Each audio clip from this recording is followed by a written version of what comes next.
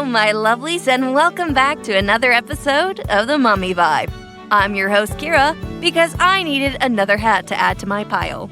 To all you new moms, old moms, veteran moms, moms-to-be, moms in the thick of it, and all the moms in between, grab your favorite comfort drink of choice, whether that's wine, tea, or something with caffeine. Take a deep breath, and let's have a little chat.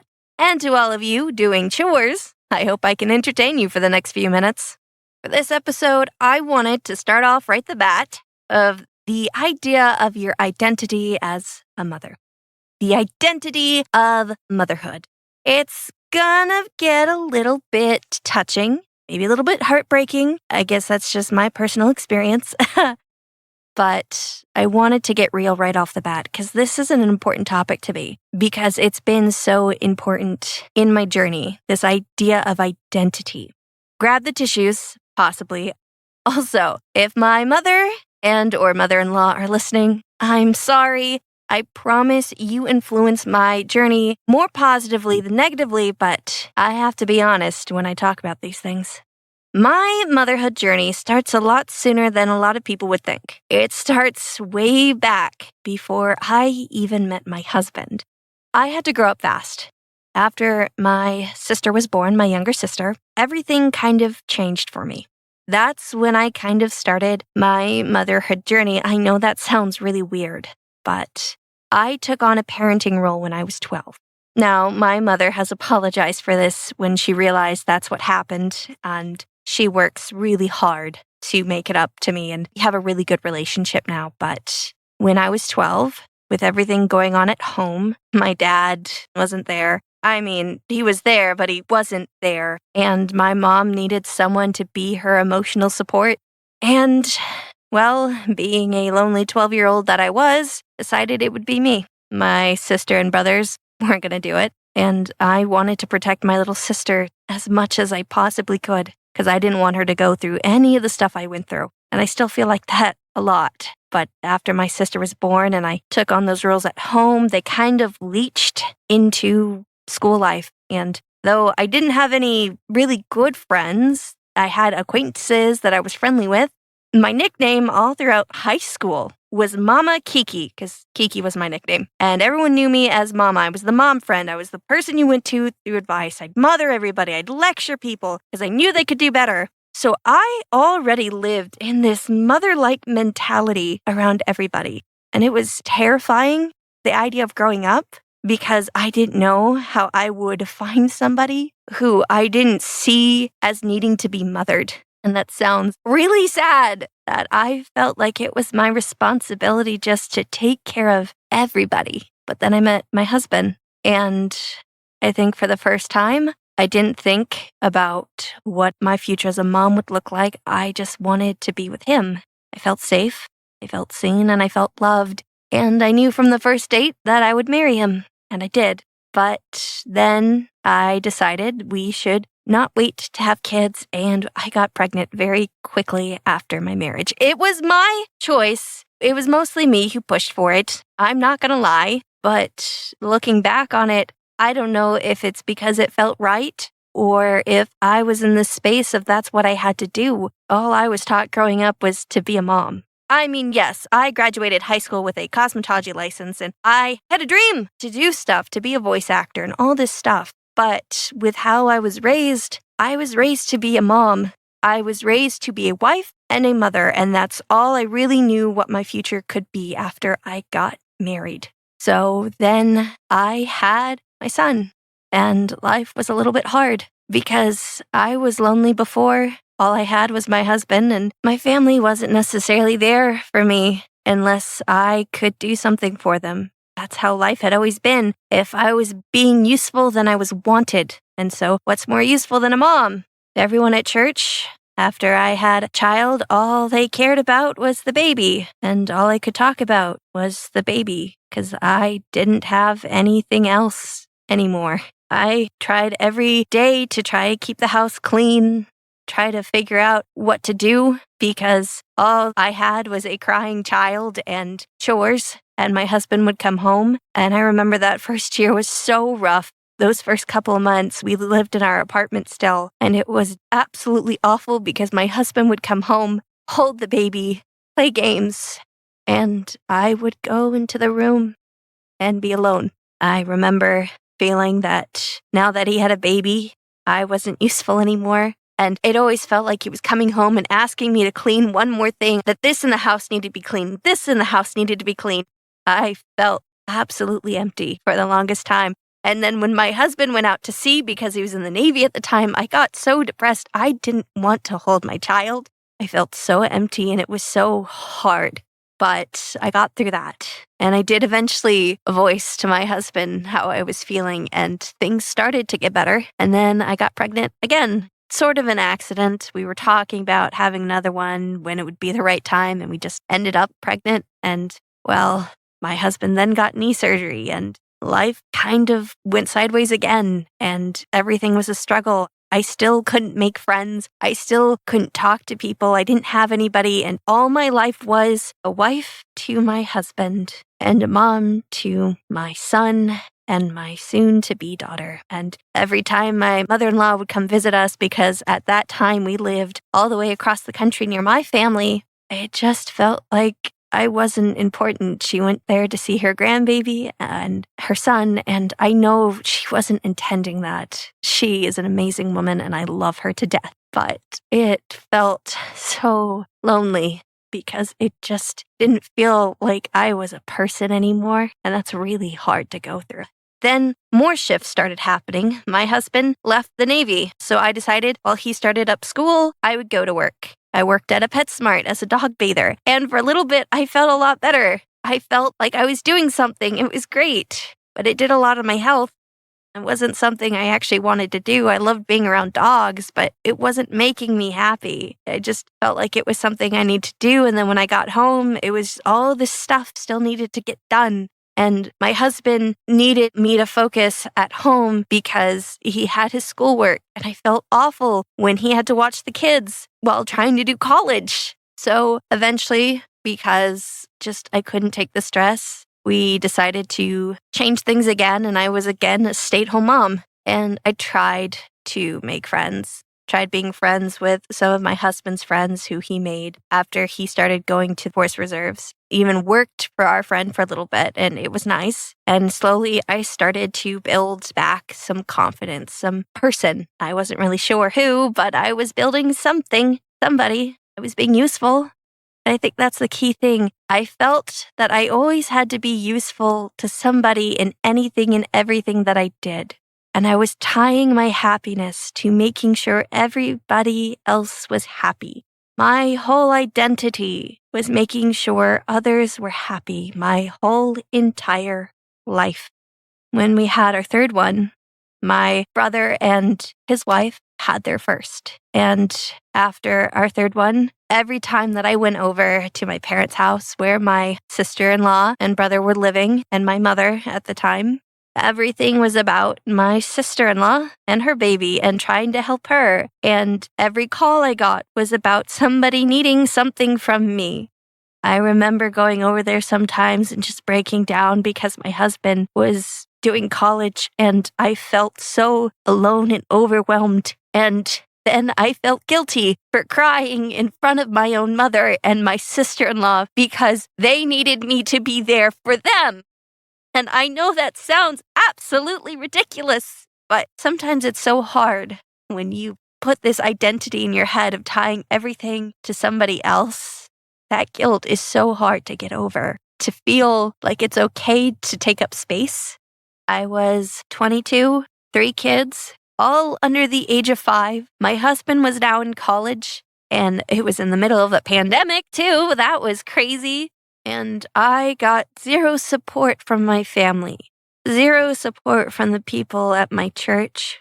And I felt like a failure in every aspect of my life. I felt like I was following into the same pattern my mother did. Because here's the thing, I watched as my mother tried so desperately to have something outside of being a mother, falling over and over again, and just shriveling away as a person, shriveling into books, completely disconnected from all of her kids. She's a lot different now, mind you, but back then, I was the only one close enough to her because I was the one that she put all her emotions onto because they had to go somewhere. And here I was, closing myself off, shutting myself down, just like my mother, and I hated it so much. I hated being a mother so much. I felt so empty, and you shouldn't feel empty when you're a mom. They're a blessing, right? They are miracles. My sister-in-law tried really hard to conceive for her son that she currently has. She has PCOS. And here I was with 2 kids and then eventually a 3rd one. And I had conceived them so easily. And I should feel happy to have these 3 kids because not all women can carry children so easily. But here I was, hating every second of it.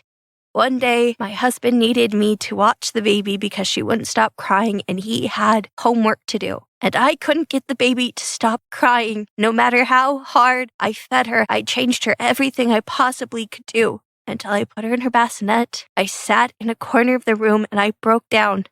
I screamed. I cried at the top of my lungs until I couldn't cry anymore. And my husband came in and saw me a mess on the floor and he said, "That's it. I can't see you like this anymore. We have to do something." And then the craziest words came out of his mouth. "Maybe we should move closer to my family."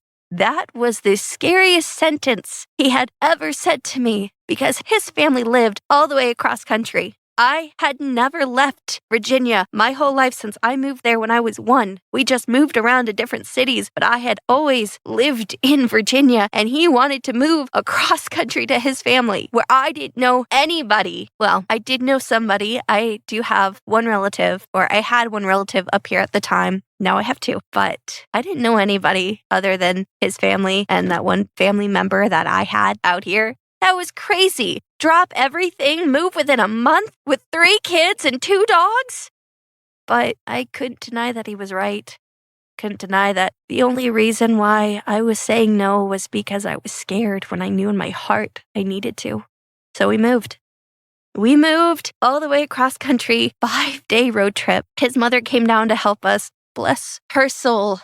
I love my mother-in-law. She has her moments, but she has always loved me unconditionally, and I'm grateful for that. And she helped us with all the kids, the moving truck, moving all the way to Las Vegas. And we stayed at my in-laws' house for a couple days till we found a house to rent. And I was no longer attached to my family. A few months after living here, I realized how much better it felt to be around people who loved me unconditionally. And I started realizing a lot of things. Everything that I grew up with, everything that I knew about what motherhood was, what I saw was wrong. It was a very bad way to see motherhood, and it's what was making me miserable. Everything that I tied my identity to was nothing that was myself, but everybody else. And I realized I didn't even know if there was a person before the mom. I didn't even know if there was an identity other than motherhood and wife at this point. I started searching to find my dream again, voice acting, something I've been wanting to do since I was 15. And slowly, as I try to do more and more auditions, even though I'm not super successful right now, it made me happy. I found this community outside of my little bubble of what motherhood was, and I felt like myself. I wasn't just my children's mother. I wasn't just my husband's wife. I was Keira. I was the aspiring voice actor. And then I started writing again, and I was now writing scripts for people to practice with.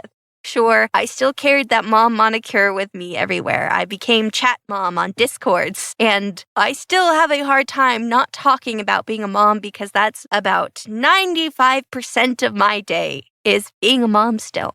But I don't feel empty. I don't feel like I'm just somebody's mother. And it's not a bad thing. It's not something to feel guilty over. It's not wrong to want to have things outside of motherhood because, gosh darn it, you are a person. You are not just a mother.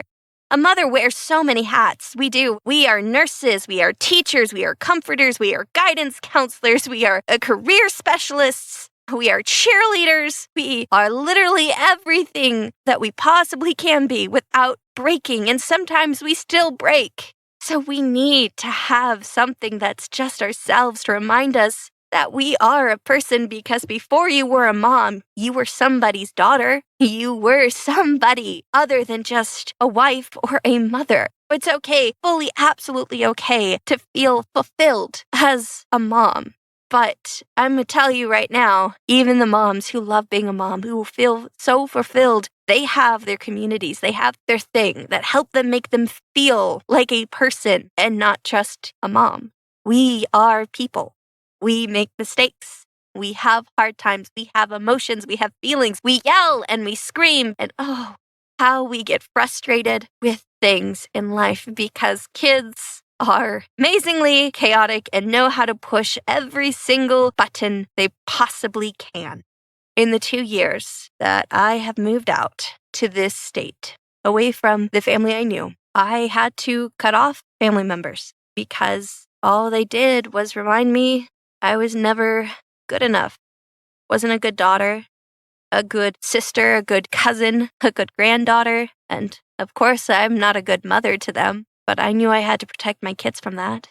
Then I really started seeing who I was. I started going to therapy. That was a big step, and that's when I was really seeing how much I didn't know about myself yet, what I wanted to do in life.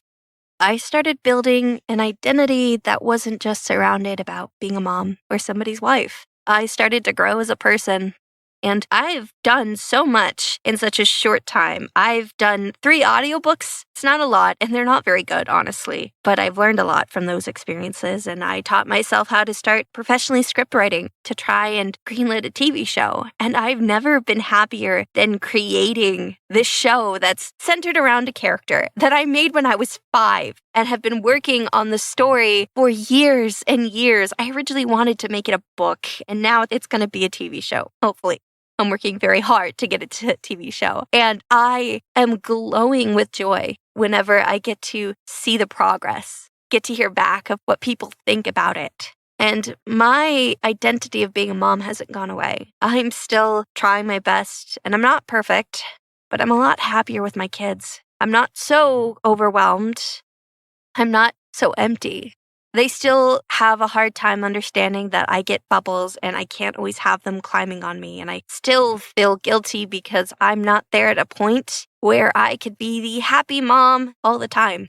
A lot of times I'm still the overwhelmed mom, but I can entertain them a lot more and I play with them a lot more than just disappearing into some coping mechanism again. I still do that, and I'm working on it. But it's hard not to put on earbuds when you're watching Bluey for the 100th time that day. It's a process, motherhood, figuring out who you are within motherhood. Because I've learned from hands-on experience that if all you are is somebody's mother, somebody's wife, then you aren't really anybody anymore. And it's okay to want more, to want to feel that fulfillment, to search a village, to search people. Bring something into your life that see you as not just a mother, not just a wife, but as yourself.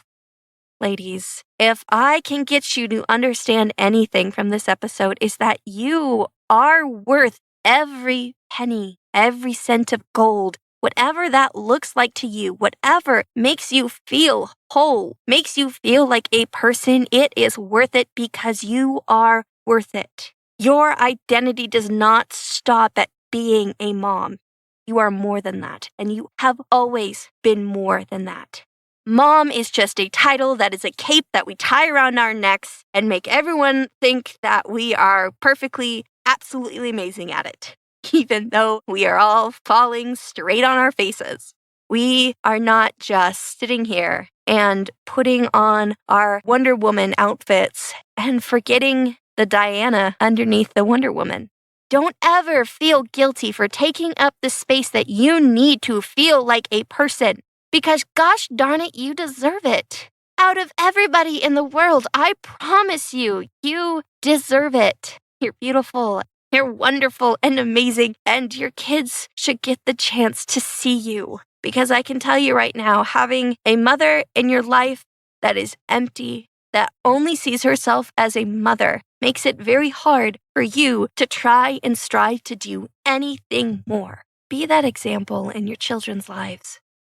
Show them that they're so much more than just being their mother. And that is going to empower them to be themselves. Because how can we encourage our future children or our children now or even grandchildren if that's the point where you're at? How can we encourage children to find themselves, to be themselves, to be confident in themselves if we lose ourselves to everybody else's demand? Yes, somebody has to do it, but we shouldn't be doing it alone. And we shouldn't be sacrificing our very essence because that's not what motherhood should be. The reason why motherhood should be a blessing is because it should be an added-on experience. Yes, a stressful experience, a crazy experience, but it should not erase the person you are. Remember, you are amazing. You are lovely. You are delightful. You are crazy. You are just as chaotic as your children when you want to be. You are creative. You are everything. You just have to look for it. Do it. Experience it. Don't give up on yourself. You deserve not to give up on yourself ever. And to any new moms that might be listening and listen to this whole podcast and now is absolutely terrified that you might lose yourself, I understand. I'm sorry, but it's going to be okay as long as you remember that you don't have to lose yourself to be a mom. You remember to do the things that make you happy or try and do things outside of being a mom. Yes, you're going to talk about your kids a lot. And sometimes it'll feel like that's all you can talk about and you walk away from a conversation regretting the conversation because people must think that all you care about are your kids. Or that's all you can say and do. But that's because sometimes that's literally all you have. But it's going to be okay. Motherhood is a journey. And finding your identity within motherhood, finding how to balance the hats, it's all a part of the experience and the journey. And there's going to be ups and there's going to be downs. You heard from my own personal experience where things got better and then worse and then better again. Don't worry. Take a deep breath and remember you got this. Not perfectly, but you got this. In short, your identity in motherhood, whatever that looks like, because there really isn't a right way to have an identity in motherhood, is still important. You are still important. And I think I've said that enough times to drive home my point. Thank you for joining me in this more emotional than I intended chat, but I shouldn't be surprised. If you want to reach out to me and tell me about your experience, I would love to hear it. You can reach me at my Twitter, Keira eVoice. And if you want to catch up on any projects that I'm currently working on to make sure that I keep my identity, you can again see my Twitter or even check me out on TikTok at Keira eVoice. And we also have a Discord. So you want to chat and keep this village growing, you can catch me on there too. Ladies, don't forget to embrace the chaos. Cherish all the moments and memories and stay perfectly imperfect. This is Keira signing off, and I will see you next chat.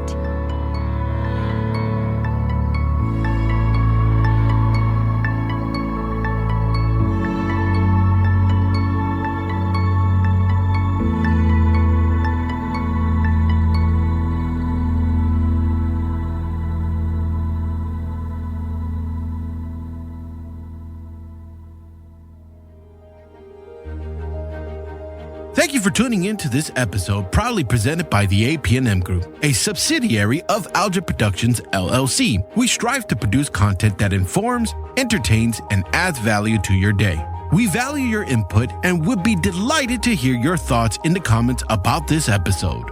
If you have questions, comments, or suggestions, please engage with us in the comment section or via our social media platforms. Your feedback helps us shape our content and uncover new topics that matter to our listeners.